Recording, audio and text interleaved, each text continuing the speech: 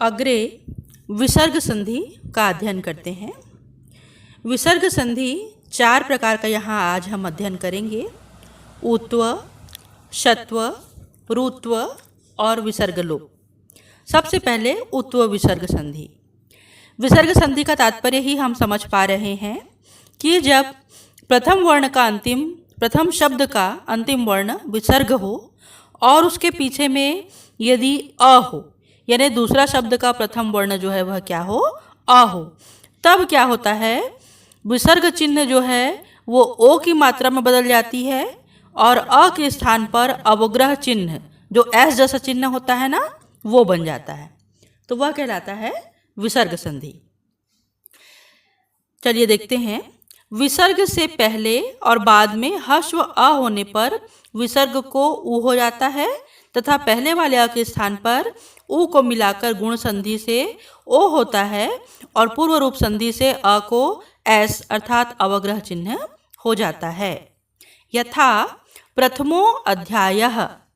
प्रथमो अध्याय यहाँ पर बीच में, और आप पहचानने के लिए कैसे पहचान सकते हो, यदि हमको किसी भी शब्द के बीच में एस लगा हुआ है यानी कि अवग्रह चिन्ह है, तो हम विचार कर सकते हैं कि वह विसर्ग संधि हो सकती है। उसके पहले अगर ओ की मात्रा है तब वह ऊत्व विसर्ग संधि हो सकती है।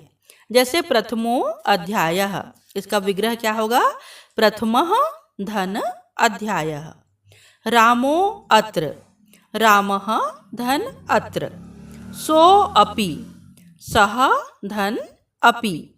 सो अहम, सः धन अहम। को वदत्, ये एस को हम अ पढ़ते हैं, को अवदत्। कः धन अवदत्। सिंहो अपि, सिंहः धन अपि। गजो अपि, गजः धन अपि। पुरुषो अयम, पुरुषः धन अयम। ठीक है। अब यहाँ पे देखिए एक और अंतर होता है कि यदि विसर्ग से पहले अ हो लेकिन उसके बाद हश हो, माने कि ह हो या र हो या ब हो या न हो, इस प्रकार से हर्ष वर्ण अर्थात किसी भी वर्ग का तीसरा चौथा पांचवा वर्ण हो य र ल व ह में से, तो फिर वो क्या होता है, य र ल व ह, तो विसर्ग को उ हो जाता है, मतलब और गुण संधि से ओ हो जाएगा और यहाँ पे एस नहीं लगेगा बल्कि वह वैसे का वैसा ही रहता है। जैसे छात्रः धन हसति, छात्रो हसति, यहाँ पे अवग्रह चिन्ह नहीं लगेगा, यहाँ पे वही शब्द जो है वह जुड़ जाता है। ओ की मात्रा बनती है पर वही शब्द जुड़ जाता है। अगर अ होगा यानी विसर्ग के बाद में अ है तभी वह एस बनता है, और अ न होकर कुछ और वर्ण होता है तो वह वर्ण वैसे का वैसा लिखाता है और विसर्ग चिन्ह जो है वह ओ की मात्रा में बदल जाती है। मनोरथः, मनः धन रथः। यशो गानम, यशः धन गानम। मनोहरः, मनः धन हरः। सो रोचते, सः धन रोचते। को बुध्यते, कः धन बुध्यते। छात्रो नयति, छात्रः धन नयति। देवो गच्छति, देवः धन गच्छति। कः गच्छति, को गच्छति, इसका संधि होगा। ठीक है, समझ पा रहे हो कि यदि विसर्ग के बाद में जुड़ने वाले शब्द में प्रथम अक्षर अ है तो वह अवग्रह चिन्ह यानी एस में बदल जाता है और विसर्ग चिन्ह ओ की मात्रा में बदल जाता है। लेकिन अगर विसर्ग के बाद में अ नहीं होकर कोई दूसरा व्यंजन है, ठीक है, कोई दूसरा व्यंजन वर्ण है, तो वो अह जो है ओ की मात्रा बनेगी और वह शब्द, वह वर्ण जो है वैसे का वैसा ही रहेगा। यह सब है ऊत्व विसर्ग संधि। अगला देखते हैं शत्व। इसमें तीनों प्रकार के श रहते हैं ना, सरोते का श, शक्कर का श और षटकोण का श, सभी सत्व रहेंगे। जब विसर्ग के बाद में क हो, ठीक है, विसर्ग के बाद च छ परे होने पर विसर्ग को श ट ठ, विसर्ग को श त थ के परे होने पर विसर्ग को स हो जाता है। यानी कि पीछे में यदि त है, थ है या क है या च है तब होगा क त और छ होने पर होता है सरोते का स। ठीक है। और अगर च होता है च और श होने पर शक्कर का श और ट ठ वाला होने पर षटकोण का श। उदाहरण से समझ में आएगा। उदाहरण देखिए, नमस्कार, पुरस्कार, तिरस्कार, नमस्ते, ये सभी सरोते का सा बनते हैं। रामस्तरति, तो रामः धनतरति, रामस्तरति। नमः धनकार, नमस्कार। नमः धनते, नमस्ते। पुरः धनकारः, पुरस्कारः।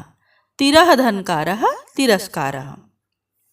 ये सभी सरोते के स हैं, यानी कि पीछे में क्या आ रहा है, क या त, ये आने पर सरोते का श। वहीं पर विसर्ग के बाद पीछे वाला वर्ण अगर च छ है, च है या छ है तो फिर शक्कर का श बनता है। कैसे, कह धन छात्रः, तो कश छात्र, यहाँ पे शक्कर का आधा श। कह धन चित, कश्चित। कह धन चौरः, कश्चौरः। चंद्रः धन शोभते, चंद्रः शोभते। रामः धन शेते, रामश्येते। तीन तो वर्ण को याद कीजिए, क्या क्या, च, छ और श, शक्कर का ही श। ये तीनों वर्ण अगर विसर्ग के पीछे आते हैं तो वह बनता है शक्कर का आधा श। इसके पहले मैंने बताया कि जब क रहता है और त रहता है तब फिर सरोते का सा बनता है। अब उसके अलावा यदि ट ठ और षटकोण का श वाले रहते हैं तो षटकोण का ही आधा स बनता है। यथा धनुः धन टंकारः, धनुष्टंकारः, विसर्ग जो है वह आधा षटकोण का श बन गया। रामः धन षष्ठः, रामषष्ठः। रामः धन टीकते, रामष्टीकते। रामः धन ठक्कुरः, रामष्ठक्कुरः। ददुरः धन टटरायते, ददुरष्टरायते। ठीक है। इस प्रकार से षत्व विसर्ग संधि यानी कि श होना, सरोते का स, शक्कर का स और षटकोण का श हो जाना, यह कहलाता है षत्व विसर्ग संधि। अगला है रुत्व विसर्ग संधि। इसमें रारेफ में या र में बदल जाता है। क्या र में बदल जाता है, विसर्ग चिन्ह। कब, जब उसके पहले अ न होकर कोई भी अन्य मात्रा होती है, यानी विसर्ग से पहले। अभी तक हमने जो भी उदाहरण देखा है उसमें विसर्ग से पहले अ है, लेकिन यहाँ पे विसर्ग से पहले अ या आ को छोड़कर अन्य कोई भी स्वर हो तो उसके बाद कोई स्वर हो या वर्गों का तीसरा चौथा पांचवा वर्ण हो, यर ल वह, तो कोई भी वर्ण हो तो विसर्ग का र हो जाता है। जैसे निह धन बलह, तो निह के बाद में ब में रारेफ लग जाएगा, निर्बलः। कविः धन यच्छति, कविर यच्छति। रविः धन उदेति, रविरुदेति। मुनिः धन अयम, मुनिरयम। पितुः धन इच्छा, पितुरिच्छा। पुनः धन आस्ते, पुनरास्ते। प्रातः धन उदेति, प्रातरुदेति। प्रातः धन गच्छति, प्रातर्गच्छति। ठीक है। यह है रुत्व संधि। इसमें विसर्ग के पहले जो है कुछ मात्रा रहती है, केवल अ नहीं रहता। और अब अगला और अंतिम यह संधि है विसर्ग का लोप हो जाना, विसर्ग लोप संधि। यदि सह और एषः शब्द के परे आ को छोड़कर अन्य कोई भी स्वर या व्यंजन हो तो सह और एषः के विसर्ग का लोप हो जाता है। यानी वैसा ही शब्द लिखा रहेगा, बस विसर्ग नहीं रहेगा, दो शब्दों में ही रहता है, जुड़ता भी नहीं है, केवल विसर्ग का लोप हो जाता है। मतलब दो शब्द ही रहते हैं, संधि नहीं होता उसमें, और अह बस गायब हो जाता है। कब, जब विसर्ग चिन्ह के बाद में अ को छोड़कर कोई भी अन्य व्यंजन हो। सह धन गच्छति, तो स गच्छति हो गया। एषः धन जयति, एष जयति। सः धन पठति, स पठति।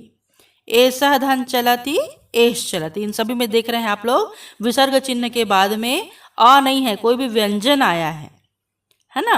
अ को छोड़कर कोई भी स्वर हो या व्यंजन हो तो सभी में क्या होता है, विसर्ग का लोप हो जाता है। शिष्याः धन एते, तो शिष्याएते। नृपा धन अत्र, नृपा अत्र। जनाः धन इच्छन्ति, जना इच्छन्ति। सुमनाः धन रोचते, सुमना रोचते। देवाः धन जयन्ति, देवा जयन्ति। छात्राः धन नमन्ति, छात्रा नमन्ति। पुरुषाः धन यान्ति, पुरुषा यान्ति। सुमनाः धन धन्याः, सुमना धन्या। इस प्रकार से 4 प्रकार से विसर्ग संधि का अध्ययन आपने किया है। जो क्या क्या है, जो है ऊत्व, जिसमें ओ की मात्रा में बदलता है और अगर पीछे में अ हो तो अवग्रह होता है, नहीं हो तो वैसी का वैसी रहेगा।